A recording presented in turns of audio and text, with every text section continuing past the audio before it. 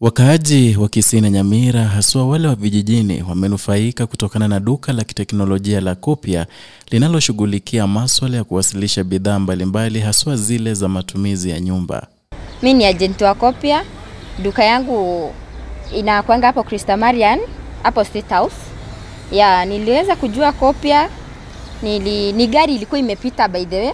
Nikaiona ikiwa imepita, nikakuwa iga kujua hii gari ilikuwa imeprintiwa yellow. Nikataka kujua hii gari ni aina gani. Okay, kwa majina ni Mark Onsongo Momanyi. Natoka Kisii County. Na kazi huwa nafanyia Kiama Bundu, ndio niko na duka pale.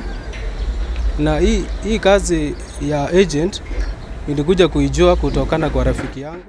Wakizungumza na waandishi wa habari walitaja kuwa sasa maisha vijijini yamekuwa rahisi kwa sababu watu mashinani hawahitaji kusafiri tena mitaani ili kununua bidhaa hizo ilivyokuwa zamani.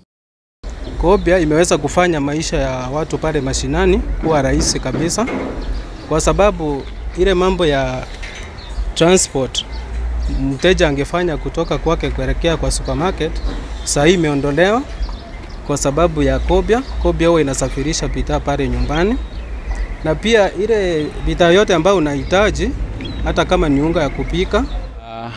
Kopia ni supermarket ya kisasa ambayo imeletwa kutusaidia sisi wa Kenya kuweza kupata bidhaa za kwa bei ya chini na bidhaa za hali ya juu. Kutokana na Vincent Omweri ambaye ni mfanyakazi katika duka hilo, alisema kwamba mteja anapaswa kuagiza bidhaa anazohitaji kwa simu kupitia agenti wa Kopia aliye karibu naye, na kisha bidhaa hizo huwasilishwa kwa siku moja tu. Hapa Kisii Nyamira Kopia ilianza 2021 mwezi wa 3. Tulianza tukiwa na agenti wachache. Ukitaka kuagiza na Kopia utatembea karibu na agenti utatembea kwa agent aliye karibu na wewe, na kisha utaweza kuagiza chochote kile unachohitaji.